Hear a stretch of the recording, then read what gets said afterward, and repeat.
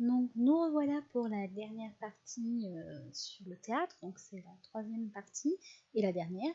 Et là on va quitter le côté genre théâtral et la création du théâtre en tant que genre littéraire pour se concentrer sur l'édifice du théâtre, donc le lieu où on va jouer les pièces de théâtre. Je vous rappelle que théâtre vient du théatron en grec, et donc on l'a dit tout à l'heure, ça désigne autant le lieu que le spectateur et que le fait de jouer du théâtre.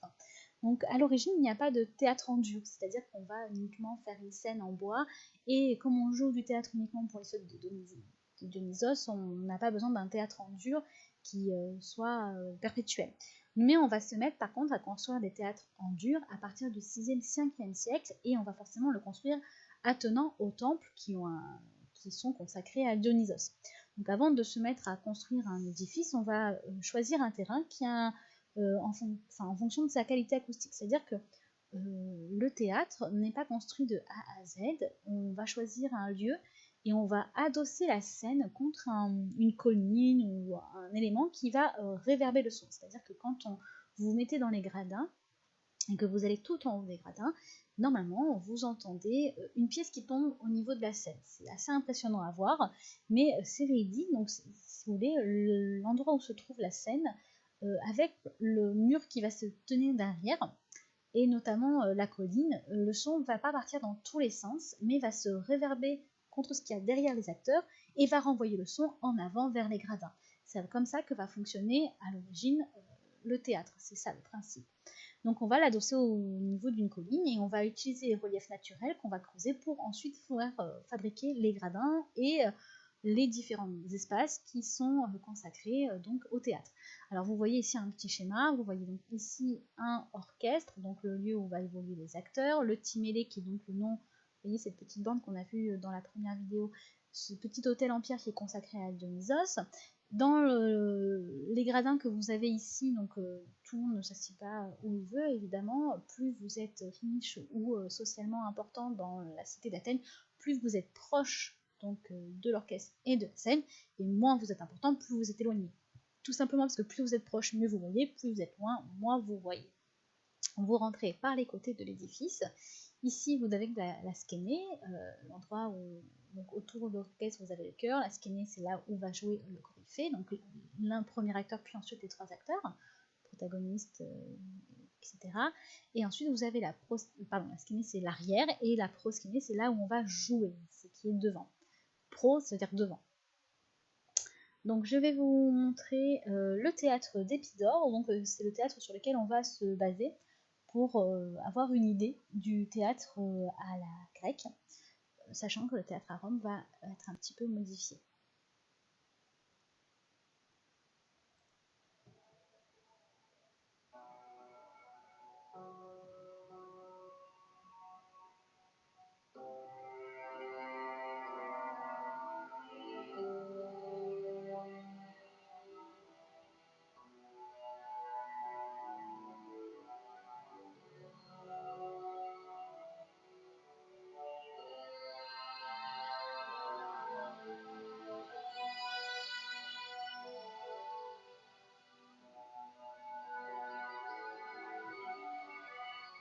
Vous avez donc vu une reconstitution en 3 dimensions donc, du théâtre grec. J'en profite pour vous montrer donc le théâtre romain, hein, puisqu'on y est, autant en profiter. Alors, donc ici on va travailler sur le théâtre de Bibilis, donc qui se trouve en Espagne, mais parce que forcément vous savez qu'il y a une présence romaine à peu près partout, en Europe et notamment en Espagne.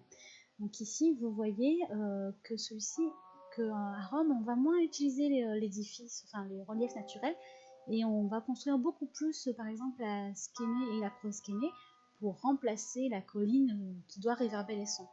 Donc la skénée va être l'occasion de faire des prouesses architecturales avec des décors, des peintures. Donc ici tout est en couleur beige, couleur de la pierre, mais en fait tout était peint en rouge, en bleu, en vert. Vraiment vous aviez un décor qui était entièrement peint, les colonnes étaient peintes également pour représenter certaines scènes. Vous pouvez également mettre des statues de personnages connus, notamment d'empereurs. Donc le théâtre à proprement parler, donc l'édifice en entier avec les gradins, et en haut ce que vous aviez c'était le petit temple qui lui était consacré à Dionysos. Vous avez l'orchestra qui est ici un demi-cercle et pas un cercle complet, et vous voyez qu'il y a la disparition du timélé, donc l'endroit où en fait on va faire le sacrifice n'est plus là mais à l'arrière du théâtre. Ça veut dire que le théâtre n'est plus consacré uniquement à Dionysos, mais également consacré au genre du théâtre, qui est également... on va beaucoup plus au théâtre en fait à Rome, parce que le théâtre est tout simplement aussi un plaisir, un loisir, donc on va régulièrement au théâtre. C'est pour ça, entre autres, qu'on va construire des théâtres en dur et des théâtres beaucoup plus grands. Donc comme dans le théâtre grec, on ne s'assoit pas n'importe où, on a sa place selon son rang social. Donc en bas, on est forcément très important, très riche. Et plus on est haut et éloigné de la scène, moins on est important. Et quand vous êtes tout en haut, vous êtes esclave, voilà, personne étrangère. Donc ici, vous voyez, donc pour finir, le petit temple. Alors, donc vous voyez que la différence entre le théâtre grec et le théâtre romain, c'est déjà au niveau de l'édifice, on va reculer la présence du dieu vers l'extérieur du théâtre, puisque l'objectif n'est plus que le théâtre soit entièrement consacré à Dionysos. Le théâtre est vraiment un loisir, on peut y aller très régulièrement. Vous aviez des journées qui étaient consacrées notamment au théâtre, vous aviez plus de pièces de théâtre, et en dehors du théâtre en dur où on jouait, vous aviez également plein de petites pièces, de petites farces qui étaient jouées également dans la rue. Donc c'est vraiment devenu un loisir, alors que en Grèce, le théâtre est avant toute chose une cérémonie en l'honneur du dieu. Donc on ne va pas au théâtre pour le plaisir de voir une pièce de théâtre, on y va surtout parce que ça fait partie d'un culte religieux, d'un culte civique qui est de rendre grâce à Dionysos et auquel il faut se soumettre d'une certaine manière, puisque l'objectif étant de ne pas fâcher Dionysos, qui peut être un dieu très cruel. Donc, même si on apprécie forcément beaucoup le théâtre, il n'y a pas de doute là-dessus. Si d'ailleurs on n'appréciait pas le théâtre, on n'aurait certainement pas eu de théâtre en dur et les traditions ne seraient pas perdurées. Mais voilà, à Rome, le théâtre, c'est avant tout, en premier lieu, un endroit de loisir. Et il en est de la même chose pour les pièces de théâtre. On joue toujours beaucoup de tragédies avec le même principe de catharsis.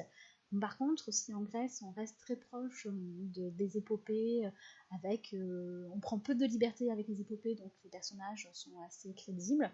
À Rome, on va créer des femmes monstrueuses, avec beaucoup d'emportés, d'énervement, on va grossir énormément le trait. Donc la catharsis, oui, elle est toujours au centre de l'idée de la tragédie, mais elle est moins centrale qu'elle n'est en Grèce, puisque les personnages paraissent tellement monstrueux qu'ils sont il est plus difficile de s'y identifier. Pardon, on va pas avancer, bon voilà. Donc à Rome, le théâtre va arriver en 240 à peu près avant Jésus-Christ. D'abord par la Grande Grèce, donc par le sud de l'Italie, avant de remonter. Et à l'origine, donc avant d'être vraiment inspiré de la Grèce, le théâtre tel qu'il existait à Rome, c'est un mélange de chants guerriers et de vers poétiques. Comme à l'origine en Grèce, d'ailleurs, le théâtre, avant d'être une discussion entre un acteur et un chœur, est quelque chose de très musical. Ensuite, il va reprendre son rôle de genre littéraire à part entière, même s'il y a toujours la place pour la musique et le chant, il y a moins de place pour la musique et le chant dans le théâtre romain qu'il y en a dans le théâtre grec. Et donc de nombreuses pièces de théâtre grec, notamment athénien, vont être traduites en latin, et peu à peu, et ensuite les auteurs vont réécrire leurs pièces, c'est-à-dire que vous avez Plaute et Sénèque. Plaute est un auteur de comédie, Sénèque est un auteur de tragédie, qui vont réécrire les pièces de théâtre antiques ou qui vont s'en inspirer. Ce qui fait que vous pouvez très facilement trouver une version grecque, par exemple, de Médée et une version romaine de Médée. Donc ça parle de la même histoire, du même personnage, du même mythe, mais vous avez la vision grecque et la vision romaine. On n'a pas le droit de construire un théâtre en dur à Rome avant 55 avant Jésus-Christ, notamment parce que les théâtres à l'origine sont construits en bois, et donc sujets aux incendies, ce qui pourrait provoquer d'autres incendies dans la ville. Donc on va construire des théâtres, mais en dur et en pierre, et c'est Pompée le Grand, donc, que vous connaissez peut-être ou pas, si ce n'est pas le cas, venez faire du latin, on en parlera beaucoup l'année prochaine, surtout en troisième. Donc c'est Pompée qui a construit en premier, en 55 avant Jésus-Christ, un grand théâtre à Rome. Alors, comme vous avez vu, il suit donc le principe du théâtre est exactement le même, sauf qu'on va remplacer la colline par un mur, notamment parce que quand on va le construire à Rome, on va avoir tout de mal à trouver une colline qui va convenir, donc on va construire un très grand mur pour permettre cette réverbération du son. La scène va être également beaucoup plus grande parce qu'il y a beaucoup plus d'acteurs, et comme on l'a dit, on va enlever le timélé au centre de l'édifice, et donc tout ce qui a un rapport avec le dieu va être mis à l'extérieur. Et donc c'est la fin de ces 3 vidéos sur l'histoire du théâtre, la naissance du théâtre en tout cas dans l'Antiquité. J'espère que ça vous a plu et si vous avez des questions, je vous laisse les noter sur un bout de papier, me les mettre en commentaire lorsque nous nous verrons en visioconférence ou au collège. Voilà, travaillez bien.